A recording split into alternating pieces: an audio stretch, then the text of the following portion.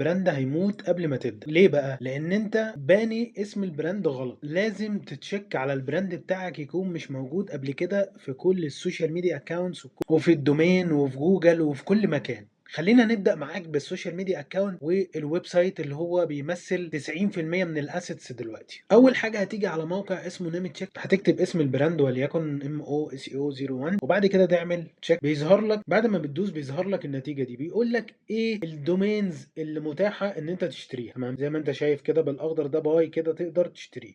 طيب وبالاحمر ده معناه ايه؟ معناه ان ده اوريدي موجود. تمام.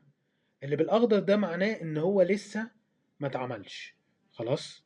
وبرضك تقدر تدوس على كل واحدة من دول عشان تعمل دبل تشيك على الكلام ده كله. تاني حاجة مهمة جدا وانت بتعملها، هتاخد الاسم بتاعك كوبي وتروح هنا. بقى هنيجي لاستخدام مهم قوي وهو الاوبريتورز بتاعت جوجل، عشان تعرف بالظبط اسم البراند بتاعك ده موجود اصلا قبل كده ولا لا. وهنا انت بتحط اسم البراند بتاعك ما بين قوسين من غير اي مسافات، عشان تعرف هل اصلا اسم البراند ده موجود في جوجل ولا لا. زي ما احنا كده اما كتبنا mo.seo01 ده اليوزر نيم بتاعي، هتلاقي كل البلاتفورمز بتاعتي ظهرت زي ما انت شايف كده. وهنا حاجه مهمه قوي لازم تخلي بالك منها، زي ما قلت لك قبل ما تعمل اي براند لازم تتاكد ان الاسم بتاعك مش موجود قبل كده ومش موجود از لينك في كل السوشيال ميديا اكونت. حابب اقول لك ان انت لازم تعمل سبسكريبشن وتفعل زر الجرس، عشان هقول لك على تريكس وتيبس محدش قالها قبل كده. شكرا.